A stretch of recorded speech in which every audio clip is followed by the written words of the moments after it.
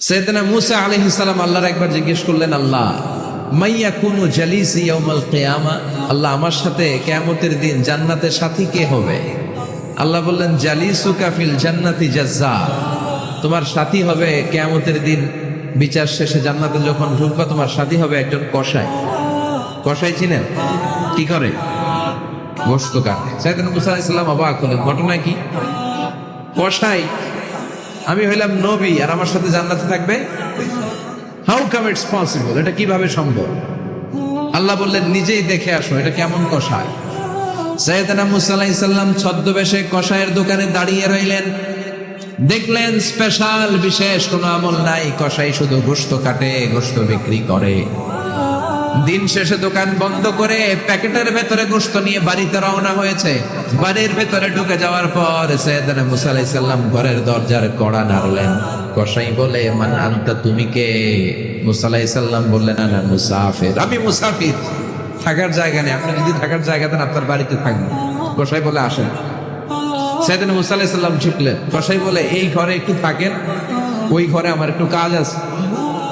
মূসা আলাইহিস সালাম বললেন, যান, কাজ সেরে আসেন। মূসা আলাইহিস সালাম খেয়াল করলেন ওই ঘরে মাচার উপর থেকে বয়োবৃদ্ধ এক নারীকে তিনি নামিয়ে গোসল করালেন, টাওয়াল দিয়ে গা মুছিয়ে দিলেন, নতুন জামা পরিয়ে দিলেন।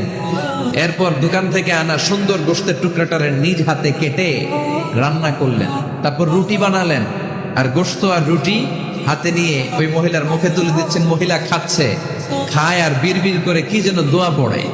সুবহানাল্লাহ পড়বেন না? ওই মহিলাকে খাওয়ানোর পরে কসাই সাইয়েদনা মূসা আলাইহিস সালামকে মেহমান হিসেবে খাবার নিয়ে আসলেন। বললেন, ও পথিক, খাবার খান, সকালবেলা আপনিও চলে যাবেন, আমিও যাব আমার দোকানে, খেয়ে আপনি ঘুমিয়ে পড়েন। মূসা আলাইহিস সালাম বললেন, ততক্ষণ পর্যন্ত তোমার আনা খাবারে আমি হাত দিব না যতক্ষণ না তুমি বলবা ওই মহিলাটাকে।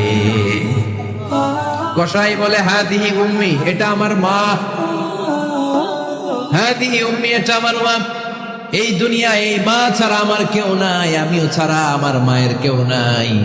তাই প্রতিদিন দোকানের কাজ শেষ করে গোশত এনে রান্না করে আমার মারে আমি খাওয়াই। হাদিহি উম্মি, এটা আমার জনম দুঃখিনী মা।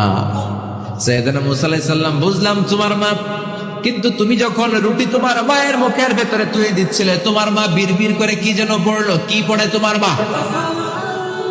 কসাই বলে, আমার মায়ের একটা পাগলা দোয়া আছে। কি দোয়া?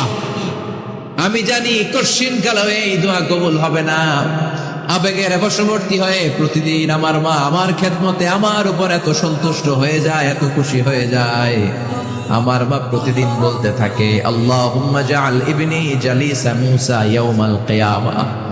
ও আল্লাহ, আমার ছেলের খেদমতে আমি এত সন্তুষ্ট, আমার ছেলের উপর আমি এতটাই রাজি খুশি।